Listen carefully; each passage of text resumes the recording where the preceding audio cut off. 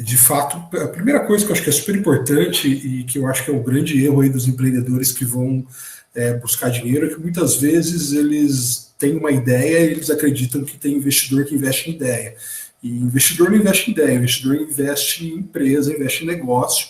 Então eu acho que o grande empenho de começo de empreendimento, de começo de startup, o grande foco do empreendedor deve ser mesmo, de fato, desenvolver um bom MVP e encontrar um forte product market fit, que é isso que vai garantir que ele tem uma previsão de escalabilidade na sequência. E o Adam falou muito bem,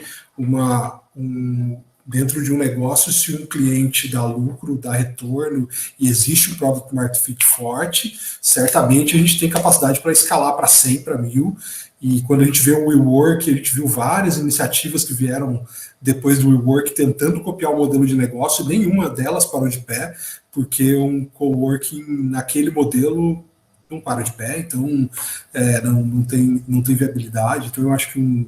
dos grandes focos antes de olhar para o valuation é de fato concentrar bastante esforço nessa fase de teste, nesse desenvolvimento da solução mesmo, tirar a ideia do que é a ideia do papel, o que é a ideia da solução de valor e realmente encontrar pessoas que paguem por aquela solução de valor, que justamente é aquilo que gera valor de verdade para um negócio e traz essa possibilidade de escala de tração. Mas eu vejo também uma relação, falando um pouquinho de valuation e da relação do empreendedor com o investidor, seja um investidor anjo, seja um fundo de venture capital, enfim. Uma primeira pergunta que todo investidor vai fazer para uma empresa é para que ela precisa daquele dinheiro? E aí, puxando um pouquinho esse gancho que o Adam disse, de ter uma métrica bem estabelecida, com CAC, com lifetime value e tudo mais, porque quando a gente tem essa métrica bem estabelecida, de fato a gente entende o quanto esse dinheiro vai agregar num determinado prazo, né? E como ele vai ser importante para tirar uma empresa de um determinado estágio e levar ela para o próximo. E por que eu digo isso? Porque na minha experiência eu tive contato com várias empresas que conseguiram uma rodada inicial, que botaram dinheiro para dentro do negócio e que acabaram queimando dinheiro, a expressão que a gente usa aí, né? Queimando dinheiro com N coisas que não levaram ela para uma próxima fase e ela não teve tração suficiente para conseguir uma nova rodada de investimento. Então, no final das contas, o investidor investiu errado porque investiu num momento onde a empresa não tinha muito claras as métricas e os caminhos que ela ia ter e o que aquele dinheiro ia trazer de retorno para ela, e o empreendedor também pegou dinheiro por pegar dinheiro e também não tinha muito claro esse caminho que ele estava traçando. E um segundo ponto, eu acho também que, e aí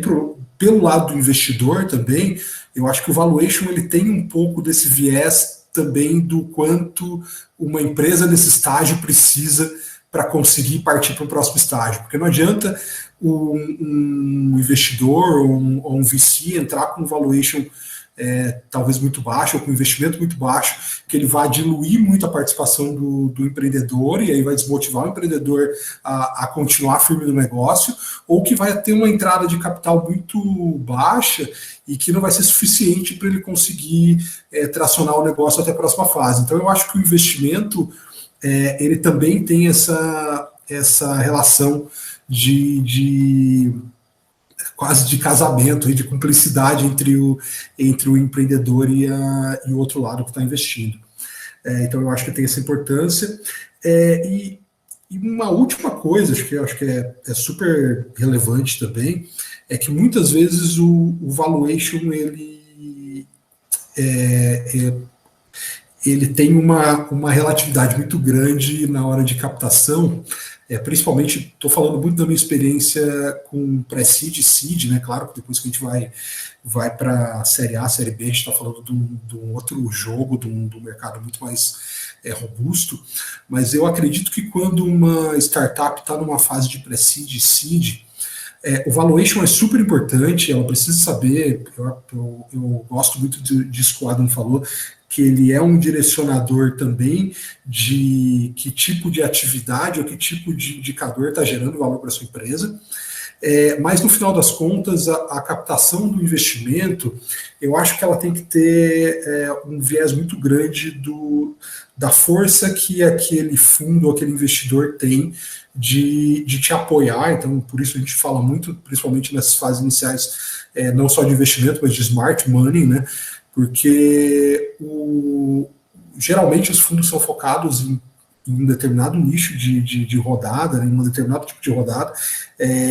e muitas vezes numa vertical. Então, eu acredito muito que o empreendedor também tenha que olhar para esse potencial que ele tem de desenvolvimento de vertical, a capacidade que o fundo tem de organizar essa saída para uma próxima rodada ou essa saída para um outro negócio, né, dependendo do porte que tiver. Para uma outra empresa, para uma venda, para uma possível empresa que tenha necessidade daquele tipo de startup acoplada, mas principalmente a capacidade que o investidor tem de trazer conhecimento e de agregar esse conhecimento também para a startup. Então eu vejo muito, pegando um pouco o exemplo aí, eu acompanho bem de perto o pessoal da Madeira, a gente tem negócio junto, porque a gente está dentro do mesmo segmento, mas uma outra startup que é concorrente do Madeira, hoje a Mobile, ela foi adquirida por um fundo alemão há uns anos atrás, e eu achei muito interessante que esse fundo ele comprou startups de e-commerce de mercado de imóveis no mundo inteiro. Eles compraram na Ásia, eles já eram donos de uma empresa na Alemanha, eles compraram a Mobile, e no final das contas esse benchmarking que o fundo provocou ali, essa troca de experiência que ele provocou, também teve um viés super importante para o desenvolvimento de todas as startups. Então, acho que o conhecimento do fundo, não só como alguém que coloca dinheiro, mas como alguém que consegue trocar experiência, é super importante. E por último, falando também do valuation, eu acho também que ele tem ele deve seguir também uma relação muito forte com o nível de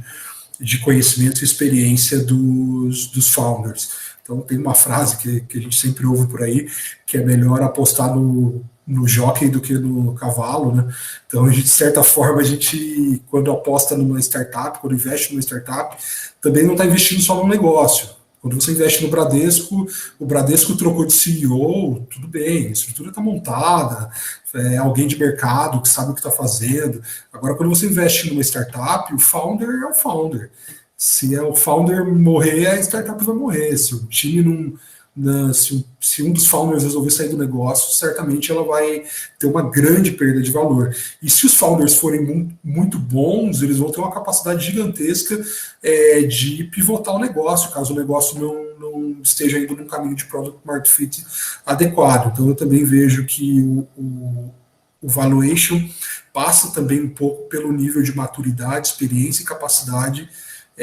do time de founders e da complementariedade que esse time tem também, porque muitas vezes a gente tem time de founders que são 2, 3 sócios que têm a mesma especialidade, e isso acaba dificultando um pouco. Então, eu acredito que passa por aí, mas basicamente eu vejo que uma fase inicial para seed, eu não acho que tem uma necessidade tão grande de uma startup ter um conhecimento do valuation dela, ela tem que olhar mais para o quanto ela precisa de dinheiro para conseguir avançar para uma próxima fase, e aí sim, numa fase de seed, eu acho que o valuation é super importante, principalmente considerando toda essa parte de experiência, o tamanho do problema que ele está conseguindo resolver, porque aí ele já tem um background do que ele conseguiu gerar de valor nesse tempo, né? Então fica um pouco mais claro. E eu acho que do mesmo jeito também que o VC ele faz a conta de desconto da saída, o empreendedor ele tem que fazer a conta de